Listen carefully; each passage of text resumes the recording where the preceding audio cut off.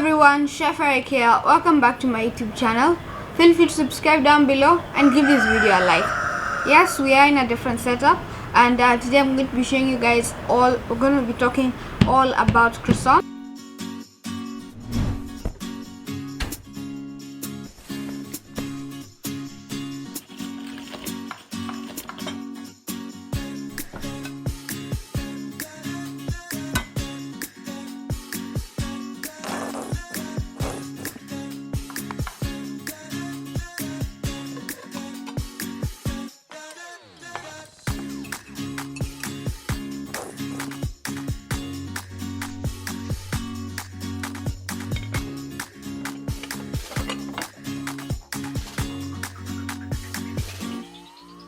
We are going to start by making the dough part of this recipe. So in a large mixing bowl, the bowl of your hand mixer, or even just a bowl you have, start by adding some all-purpose flour, some sugar, salt and yeast, and give them a really good mix. I'll have all the measurements listed down in the description box below.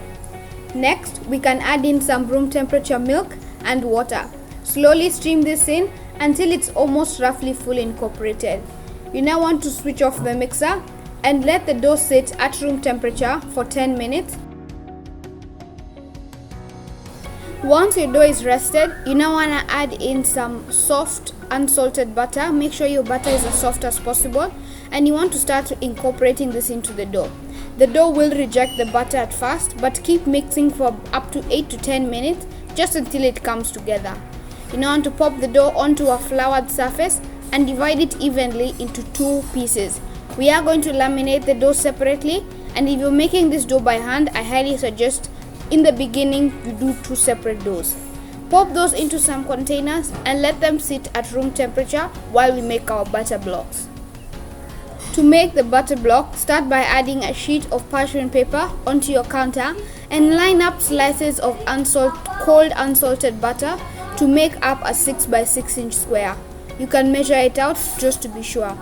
Fold up the edges of the parchment paper so that it lines up with that 6 by 6 inches, and flip the piece of butter over onto the other side. You now want to gently start tapping this dough with a rolling pin just to make sure the butter is spread out as evenly as possible. You can tap, you can roll, and just with a rolling pin, and make sure you don't burst that seam over on the back side, and also to make sure the butter remains inside. Once it's all fully rolled out in an even layer, it's done. You now want to pop this into the fridge, and also along with your dough, also pop that into the fridge. We can now start the lamination process. So on your counter, you want to fly it, and your proofed and lovely dough, you now want to get it onto the counter and press out the excess flour. Gently roll it out into a rough circle or square and wrap it up in some cling film. We're now just going to pop this in the freezer for about 20 minutes so that the butter and the dough are the same consistency when we are laminating. This will just make the process a lot easier. Once it's nice and cold and really firm, you now want to roll it out into a 12-inch long square, 12-inch long rectangle, making sure the width is the same width as your butter block. Get your butter block out 5 minutes before, and you want to make sure it's firm but pliable. Place it onto the center of your piece of dough, and you now want to close the butter into the dough. So place it in the center and take the side closest to you to the center of the butter, do not stretch, and the other side to the center. Pinch the seam shut and pull over any excess to the center so that we have a nice and even square which is wrapped around the butter. Flip it the other side, and you now want to roll it to seam side direction. Start by tapping it out gently, and then start to elongate it. The tapping gently will just ensure that the butter helps roll out as evenly as possible. You only want to roll out in one single direction. Do not roll back and forth so that we ensure the butter remains in one position.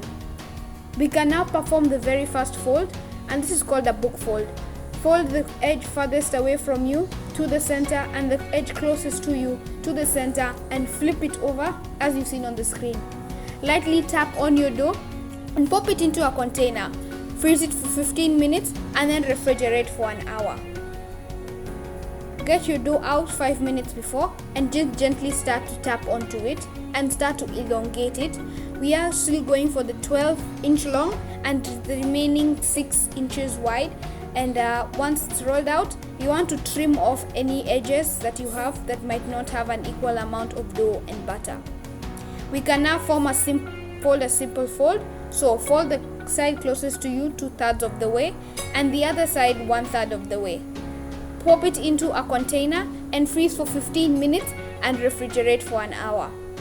Once that's done, for the pain au chocolat, you want to roll it out into a 15 by 7 inch long rectangle. You will not get the exact dimension, but you want to get as close to your target as possible so that the next morning when we roll it out, it's a lot easier. Once it's done, you now want to place this onto a baking sheet and with a little bit of flour, freeze for 15 and refrigerate overnight. This is just going to help the gluten relax and make it easier to roll the next day. On the next day, this is 4 a.m. in the morning. Yes, you are going to need to wake up that early. You want to extend the dough to the 15 by 7 inches and cut out any excess dough that you might have hanging on the side. Then, at the 3-inch mark, you want to get a slice. So each square should be 3 by 7 inches, 7-inch rectangles. You want to slice it up, and this is what we're going to use for a pain au chocolat or chocolate croissant. Once they are all nice and sliced up, we can now start to form them. So take 2 pieces of dark chocolate or milk chocolate and place it on the edge of the dough. Roll it up until that piece of chocolate is fully covered, and add 2 more pieces of chocolate and fold it all the way and roll it all the way across. Tap it down and place this onto a greased and lined and with some parchment paper, lovely baking sheet. Place it off to the side and repeat the same process with all the rest of your pain au chocolat. If the dough gets a little bit warm and the butter starts to melt, put these onto a tray and pop them in the freezer for about 20 minutes just for them to firm up. This process should go as smoothly as possible and make sure the butter does not melt out. If it does, you've completely messed up the recipe, but you'll still turn out with some pretty good tasting croissants. Once they're on the baking sheet, we can now set them off to the side and start to form our plain croissants. So roll the dough out into a 14 by 7 inch rectangle and split it in half at the 4-inch mark. Split that piece of dough diagonally, and we can now start to form our croissant. You want to gently elongate the edges and then roll it up until you form a lovely and beautiful croissant. Place it onto the baking sheet along with your lovely pain au chocolat and repeat the same process with the rest of your croissant doughs. This makes 5 pain au chocolats and 4 plain croissants. You now want to place this into the oven, and in the oven with the light turned on, you want to add a pot of gently simmering water. You want to make sure the water isn't too hot, neither too cold, because if it's too hot, the butter will melt out and you'll have completely messed up this recipe. Let those sit in there for about 1.5 hours to 2 hours, just until they look puffy and nice. Once they're out, pop them into the refrigerator for 20 minutes so that when you're applying the egg wash, it's a lot easier. As you can see, mine look humongous and will bake up really, really beautifully. Brush them with a combination of an egg yolk and some cream and pop them into a 200 degree oven for about 20 minutes. Your entire house at this point will smell like a French bakery and like Paris. Once they're done, they look really nice and golden brown on the top. You want to pull them out, and you will notice that there will be a little bit of butter at the bottom. If there's a lot of butter, you've completely messed it up, but if there's a little, if you use greaseproof paper, the croissant will soak back up all of that butter and they'll turn out just fine. And you're done. Thank you guys so much for watching, and I'll see you guys next week for a brand new video.